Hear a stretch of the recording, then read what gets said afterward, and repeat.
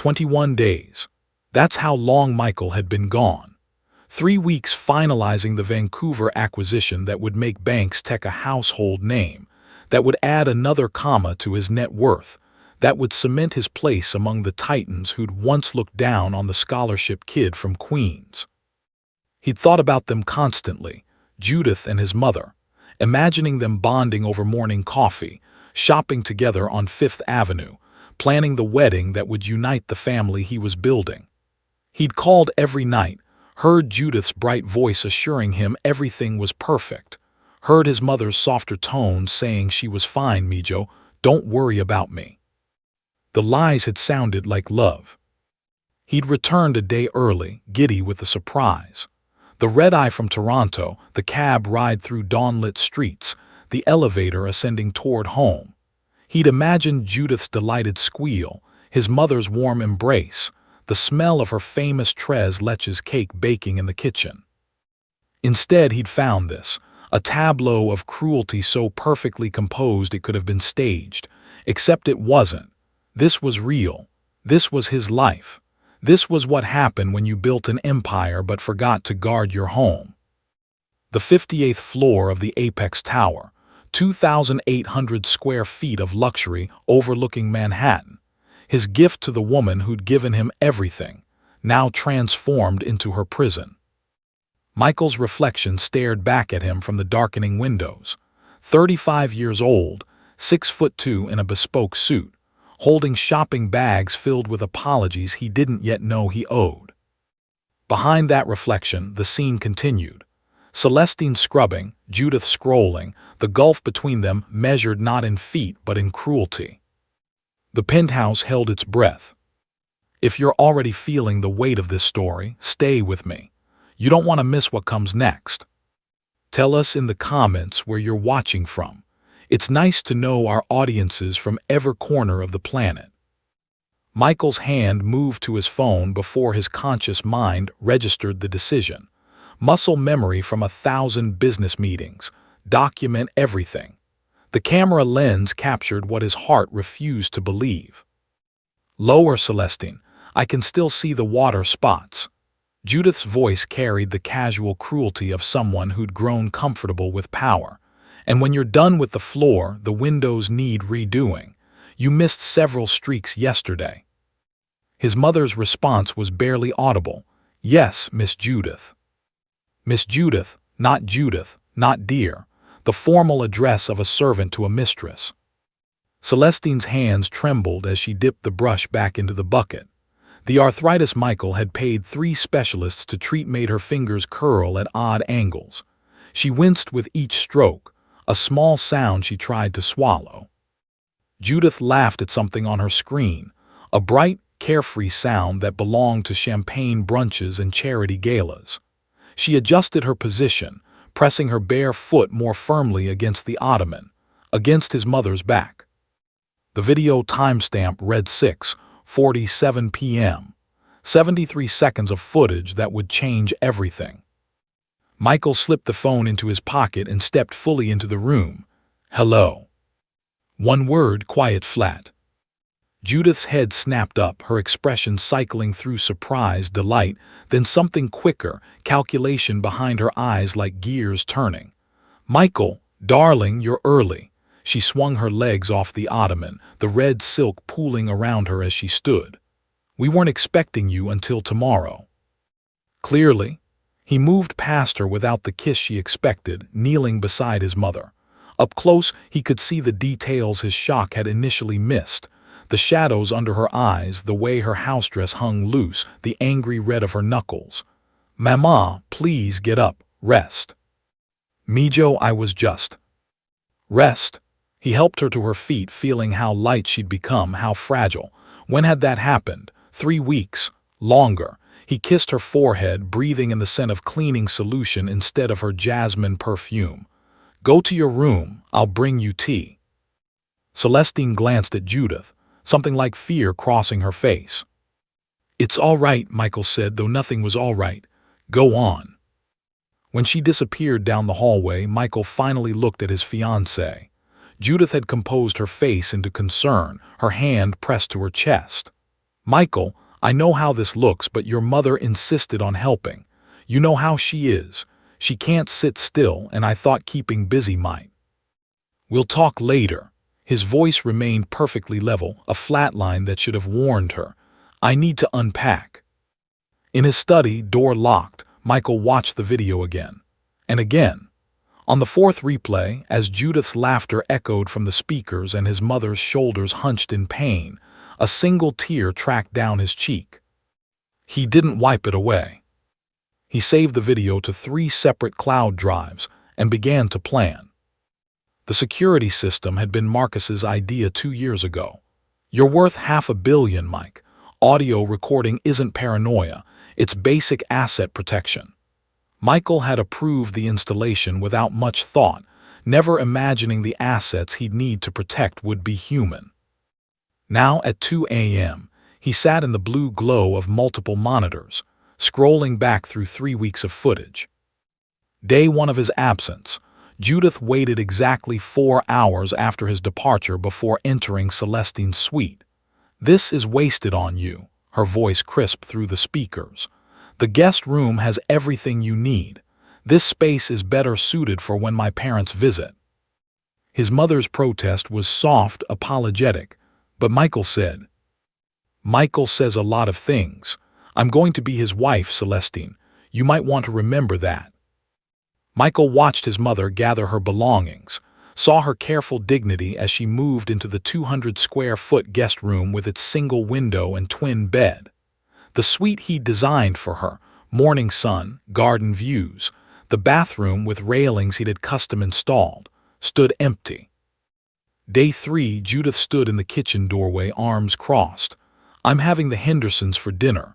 Make your paella the one Michael always brags about. And that flan. Start now, I want everything perfect by 7. 6 hours of cooking. Celestine moved slowly, painfully, her hands struggling with the knife work. At 7 p.m., 8 guests arrived. At 7:45, Judith appeared in the kitchen. "Change of plans, we're ordering Thai, put everything away." The paella went into containers, untouched. His mother stood at the sink, staring at hours of wasted work. Day 7, "Could you repeat that?" Judith's voice dripped with mockery. "I can barely understand you with that accent. Me-ho, so quaint. Does Michael find it charming, speaking like you just got off the boat?" Day 12, Celestine on her knees scrubbing the guest bathroom, Judith passing by, pausing. "You missed a spot. There. No, there. Are your eyes going too?" Michael's jaw ached from clenching. He opened the household account statements, the ones managed through his business office. The account he'd established with a $5,000 monthly allowance for his mother's needs, medical appointments, personal expenses, anything she wanted. 3 weeks, 12 withdrawals, not by Celestine. By Judith. $2,200 at Bergdorf's, $1,800 at a spa, $3,400 in cash withdrawals. Weekly manicures charged to an account meant for his mother's arthritis medication. He pulled up the video from yesterday, 6 hours before his return. Judith on her phone, Celestine scrubbing floors, using Celestine's back as a footrest. Michael's hands were steady as he created a new folder. He titled it simply, Evidence. The first file uploaded, then the second, then the third. By dawn, he had 47 videos and a dozen financial records. He also had a plan that would make his Vancouver acquisition look like child's play. Michael found his mother in the guest room at dawn, sitting on the narrow bed with her rosary beads, whispering prayers in Spanish. The room smelled wrong, antiseptic, and impersonal, nothing like the jasmine and vanilla that used to follow her. "Mama." He sat beside her and she startled, clutching the beads tighter. That reflex, the fear, cut deeper than anything on the videos. "Mijo, you should rest, the jet lag." "How long?" His voice cracked despite his control. "How long has she been doing this to you?" Celestine's hands stilled. In the gray morning light she looked smaller than he remembered, worn down in a way that had nothing to do with age. "Please, it's nothing. I don't want to cause trouble. Mama, please. The dam broke. 30 years of strength crumbled as she covered her face with those damaged hands, her shoulders shaking. Since you left for Vancouver, but Michael, you were so happy, and the wedding is so close, and I thought if I could just endure until after. Maybe things would get better, maybe. He pulled her close, feeling her tears soak through his shirt. What did she say to you? The story came in fragments, Judith's threats delivered with smiles. Old people become such burdens, don't they? Michael won't want to deal with that stress after we're married. There are very nice facilities. The systematic isolation, intercepted phone calls, messages deleted, friends told that Celestine was too tired for visitors. The financial control, the relocation to the guest room, the transformation from cherished mother to unpaid servant. I didn't want to ruin your happiness, Celestine whispered. You worked so hard for all of this.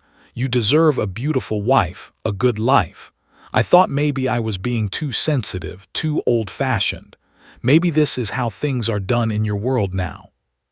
No, the word came out fierce. Mama, look at me. She raised her eyes, red-rimmed and afraid. Do you remember when I was 17? When we had nothing but each other and your 3 jobs and my scholarship letter? She nodded. Of course she remembered. His father had left when Michael was 6 months old. For 17 years she'd worked as a seamstress, a night janitor and a weekend house cleaner. She'd worn second-hand clothes so he could have new shoes for school. She'd learned English watching children's television while he did homework. Every sacrifice, every bruised knee from scrubbing floors, every missed meal, all so he could have more. Everything he'd built stood on the foundation of her love. You told me then that we were a team, he said. That we protect each other. That's still true. It will always be true. But Judith is going to regret every moment she hurt you. I promise you this, Mama, she will never touch you again, never speak to you again, never hurt you again. His mother searched his face, seeing something there that made her breath catch. What are you going to do? Michael smiled, but it wasn't a kind expression. What I do best, I'm going to make her lose everything. Michael found Judith in the master bedroom, fresh from her morning workout, glowing with the confidence of someone who believed she'd dodged a bullet. He held out the Cartier box, his smile practiced to perfection. I shouldn't have been so cold yesterday, he said. Jet lag made me irritable. Forgive me. Her eyes lit up, not with love, he noticed now, but with acquisitive hunger. Oh, Michael, you didn't have to. She opened the box, gasping at the vintage bracelet.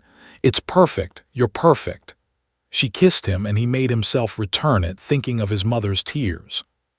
I missed you, he lied, fastening the bracelet around her wrist. Tell me about the wedding plans. What did I miss? She talked for 40 minutes about flowers and seating charts, her voice animated, her hand constantly rising to admire the diamonds. She mentioned his mother only once. I had Celestine help with some things, kept her busy, and Michael nodded as if it were nothing. That afternoon, while Judith lunched with her bridesmaids, he met with 3 lawyers. Not his usual corporate team. These specialized in elder abuse, fraud, and domestic litigation. They watched his video compilation in silence, their expressions hardening. You have grounds for criminal charges, the lead attorney said.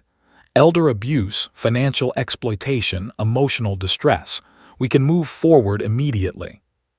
Not yet, Michael's fingers drummed the conference table. I need everything first, complete picture. He spent evenings discussing wedding cake flavors while running background checks, mornings admiring Judith's dress sketches while his investigators dug into her past. She'd been engaged twice before, both times to wealthy older men. Both engagements ended abruptly, no public explanation. The first ex-fiancé, a venture capitalist named Richard Chen, answered Michael's call on the second ring. Michael Banks, I know your work. What can I do for you? Tell me about Judith Ashford. A long pause. You're marrying her. I'm reconsidering. Your mother's still alive, Richard. Yes, thank God, that's why I ended it. Judith convinced me my mother was becoming difficult, suggested memory care facilities. I installed cameras, caught Judith. Well, let's just say your call doesn't surprise me. The second ex, a hedge fund manager, had a similar story. A pattern emerged, clear as stock trends. Judith targeted successful men with aging mothers, positioned herself as the perfect wife, then systematically removed the maternal competition. Michael compiled it all: testimony, financial records, videos, behavioral patterns. 47 pieces of evidence became 93, then 112. At dinner, he held Judith's hand and discussed honeymoon destinations, while his phone buzzed with updates from investigators. "You seem distracted," she said, smiling. "Everything okay?" "Perfect," he said, thinking about the engagement party in 9 days. "Everything's falling into place exactly as planned." She assumed he meant the wedding. He meant her destruction. Marcus arrived at Michael's office at midnight, summoned by a text that said only, "Need you, come alone." They'd known each other since 3rd grade, when Marcus shared his lunch with the scholarship kid who couldn't afford the cafeteria. Now Marcus was COO of Banks Tech, the only person Michael trusted without question. Michael played the videos without preamble. Marcus's jaw tightened with each clip. "Jesus, Mike, how long?" "3 weeks that I can prove, maybe longer." Michael leaned back, exhausted. "I need your help." "Anything, you know that." Marcus paused, guilt crossing his face. "I should tell you I never liked her, never trusted her, but you seemed happy and I didn't have proof, just a feeling. I should have said something." "You're saying something now, that's what matters." They worked through the night. Marcus's tech expertise uncovered the final piece. Judith had installed call forwarding on the penthouse landline, routing business calls meant for Celestine to her own phone. Messages from Michael's associates, friends asking to visit, even Celestine's doctor's office, all intercepted, all deleted. "She isolated her completely," Marcus said, his voice hard. "Classic abuser playbook." "The engagement party," Michael said. 200 guests, society press, board members, everyone who matters to her world. Marcus understood immediately. Public execution. "She used social pressure to trap me. I'll use it to bury her." "What about your mother? Judith can't know she's safe." By dawn, Celestine was settling into a furnished apartment in Michael's other building, the one Judith didn't know he owned. 15th floor, east-facing windows, a kitchen that smelled like possibility instead of fear. Marcus's wife Rosa had stocked the refrigerator, arranged fresh flowers, left welcome notes in Spanish. Michael kissed his mother's forehead at the door. "Security's outside 24/7. Judith doesn't know this address. You're safe." Celestine touched his face, her expression mixing relief with worry. "Be careful, Mijo." "I learned from the best," he said, squeezing her damaged hands gently. "You taught me to protect what I love." 9 days until the engagement party. 9 days until justice. 7 days before the engagement party, Judith moved through the penthouse like a woman who'd already won. She hummed while selecting her dress for the event, a white Valentino that cost more than most people's cars. She spoke to Michael with the casual possessiveness of ownership secured. "I've been thinking," she said over breakfast. "After the wedding, we should renovate. This place feels so cluttered with other people's things." Michael knew she meant his mother's belongings, still in storage in the guest room. "We can discuss it," he said mildly, sipping his coffee while his phone recorded from the counter. She smiled, victorious, not noticing the coldness in his eyes. That afternoon, the wedding planner arrived for a final consultation. Michael watched from his study as Judith's mask slipped. "These centerpieces are completely wrong," she snapped, her voice sharp enough to cut. "Are you incompetent? I specified peonies, not roses. Fix it, or I'll ensure you never work in this city again."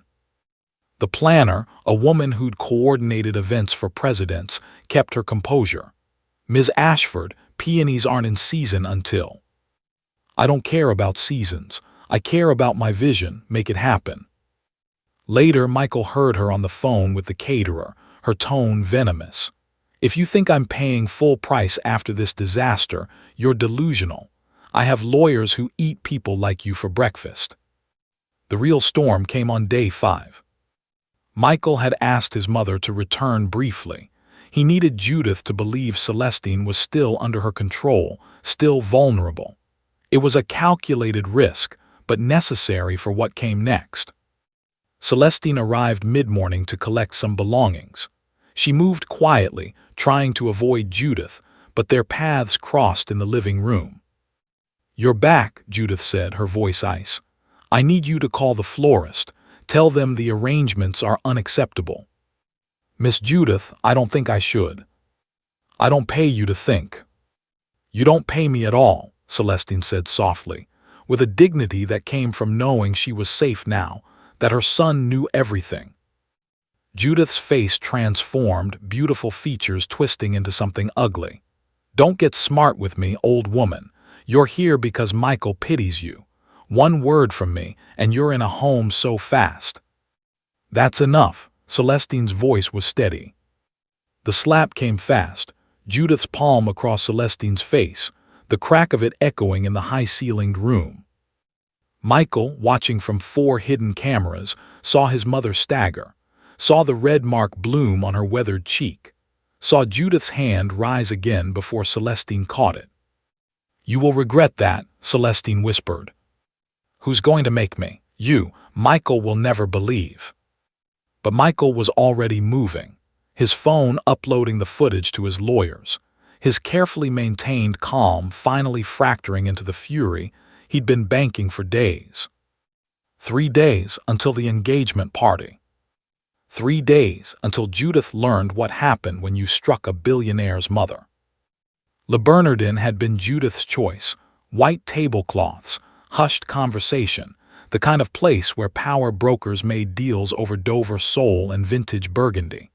Michael had reserved the corner table she preferred, the one where she could see and be seen. She looked radiant in emerald silk, the Cartier bracelet catching candlelight. Other diners glanced their way, recognizing the tech billionaire and his beautiful fiancée, the perfect couple, the fairy tale. "Tomorrow," Judith said, raising her champagne flute. "I can't believe it's finally here." Michael touched his glass to hers, his smile easy. "To tomorrow." The waiter brought her scallops, his steak. They ate while discussing the guest list, the music selection, trivial details of a party that would be anything but trivial. "I wanted to ask you something," Michael said, cutting his meat with surgical precision. "About my mother." Judith's fork paused halfway to her mouth, something flickering behind her eyes. "Of course. What about her? Do you think the two of you get along well, honestly?" She set down her fork, dabbing her lips with the napkin. When she spoke, her voice carried practiced concern. "Michael, I love how much you care for Celestine. It's one of the things I admire most about you. But," she paused as if the words pained her, "I think we need to be realistic. She's from a different generation, a different world. Sometimes I feel like she resents me." "Resents you?" He kept his tone curious, neutral. "The other day she was quite rude about the flower arrangements, and she's so old-fashioned about everything, set in her ways." Judith reached across the table, taking his hand. "I worry about her living with us long-term. It might be healthier for everyone if she had her own space, somewhere she could have independence, dignity. There are beautiful assisted living communities." "I've been thinking the same thing," Michael said. Judith's face transformed, relief and triumph mixing into something that might have been beautiful if he didn't know what lurked beneath. "Really? Oh, Michael, I'm so glad we're on the same page. I was worried you'd think I was being cruel, but it's really about what's best for her. And for us. We need to start our marriage with just the two of us, building our own family." "Exactly." He squeezed her hand, feeling nothing but the cold weight of her duplicity. Our own family, built on trust and honesty. Yes, she breathed, missing the edge in his voice entirely. They finished dinner discussing facilities, locations, timing. Judith suggested Spring Gardens, expensive, exclusive, far enough from Manhattan that surprise visits wouldn't be disruptive. Michael agreed to everything, watching her grow more animated, more confident, more doomed with each word. Over dessert, she was practically glowing. Tomorrow is going to be perfect, the beginning of everything we've worked for. Yes, Michael said, the culmination. He paid the check, held her coat, kissed her at the curb before putting her in a car home. Told her he had late work, needed to finalize something at the office. In his study at 2 a.m., Michael sat before 3 monitors. The presentation was ready, 117 slides, each one a nail in Judith's coffin. Video testimony, financial records, the slap captured from 4 angles, statements from Richard Chen and the hedge fund manager, the intercepted calls, the stolen money, 3 weeks of documented cruelty compressed into 20 minutes of irrefutable evidence. His finger hovered over the final slide, just her photo and 3 words, "The engagement is terminated." Tomorrow, 200 guests would witness Judith Ashford's complete destruction. Michael's reflection in the darkened window showed no mercy. Only justice. The plaza's grand ballroom glittered with 200 of New York's elite. Crystal chandeliers, champagne towers, orchid centerpieces that cost more than most monthly salaries. Judith held court in her white Valentino, accepting congratulations like a queen greeting subjects. Michael watched from across the room, checking his watch. 8:47 p.m., 13 minutes. Marcus appeared at his elbow. Security's in position. Tech team confirms all systems go. You sure about this? Michael thought of his mother's face after the slap, the red mark blooming on her cheek. I've never been more sure of anything. At 9:00 p.m., the lights dimmed for the traditional engagement speech. Guests settled into their seats, expecting the usual declarations of love, the choreographed romance of the wealthy and beautiful. Michael took the microphone. Judith beamed from her front row seat, radiant and doomed. Thank you all for being here tonight, he began, his voice carrying easily through the sound system. I asked you to celebrate what I thought was love. Instead, I'm going to show you the truth. He pressed the remote. The screens, 3 massive displays meant for their love story montage, flickered to life. Not with romantic photos, but with security footage dated and time-stamped. Judith's voice, cruel and sharp. Lower, Celestine. I can still see the water spots. The room went silent. More footage. Judith mocking his mother's accent, forcing her from the suite.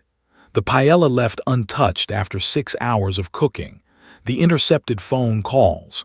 The financial records showing theft from an elderly woman's medical account. Then the slap. 4 angles, crystal clear. The crack of palm against weathered cheek echoing through premium speakers. Someone gasped. A woman in the 3rd row covered her mouth. Michael's voice remained steady, surgical.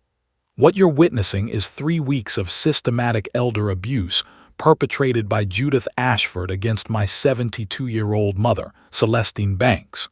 The woman who raised me alone, who worked 3 jobs so I could have opportunities, who sacrificed everything for my success. Judith stood, her face white. Michael, you're taking this out of context. Sit down, 2 words flat and final. She sat.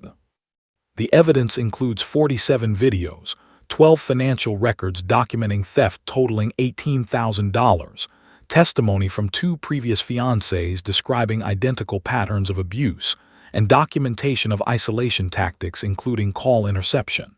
He paused, letting the room absorb it. I've provided this evidence to the Manhattan District Attorney's Office. Charges are being filed for elder abuse, financial exploitation, and fraud. The screen shifted to the final slide. The engagement is terminated. Anyone who chooses to maintain a relationship with Ms. Ashford after tonight is making a statement about their values. That statement will be noted."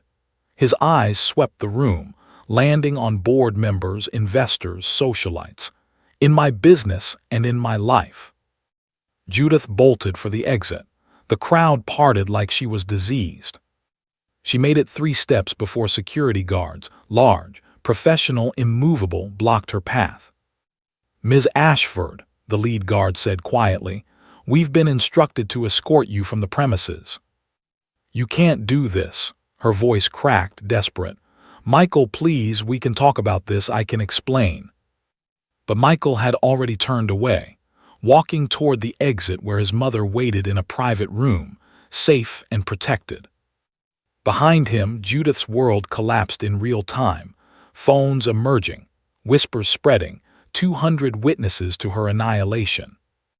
Justice, Michael thought, sometimes required an audience.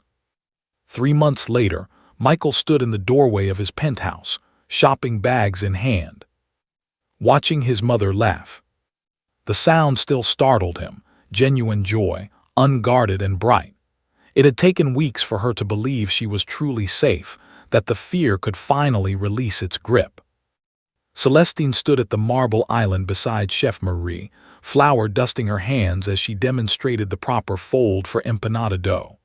The cashmere shawl, finally given, finally worn, draped across her shoulders. She'd gained back the weight she'd lost, color returning to her cheeks, her hands moving with confidence instead of pain. "No, no," she was saying.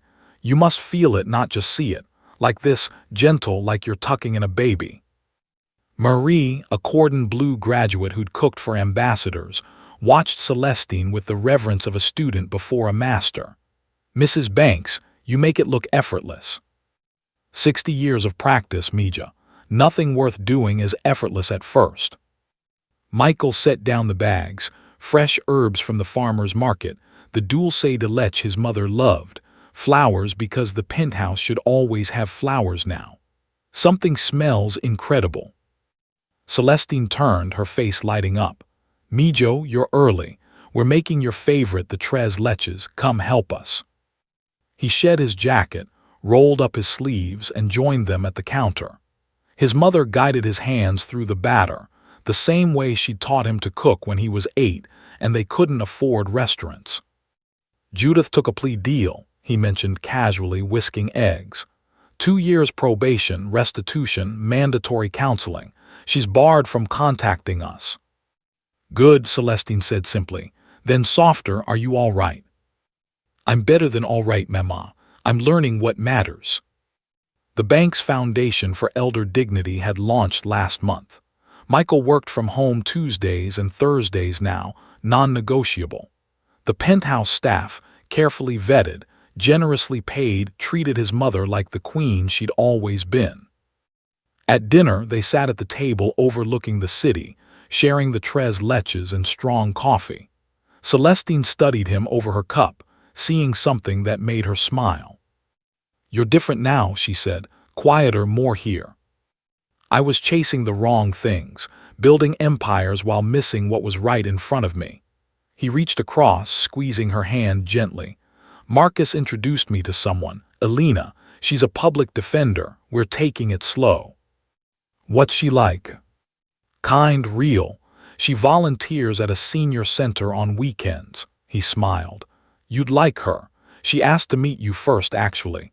Said anyone serious about me should know the woman who made me." Celestine's eyes glistened. "Smart girl." "She asked what I'd learned from all of this, from Judith." "And what did you tell her?" Michael looked at his mother, the silver in her hair, the wisdom in her eyes, the hands that had built his entire world through sacrifice and love. "That some lessons cost everything," he said quietly. "The important ones are worth the price."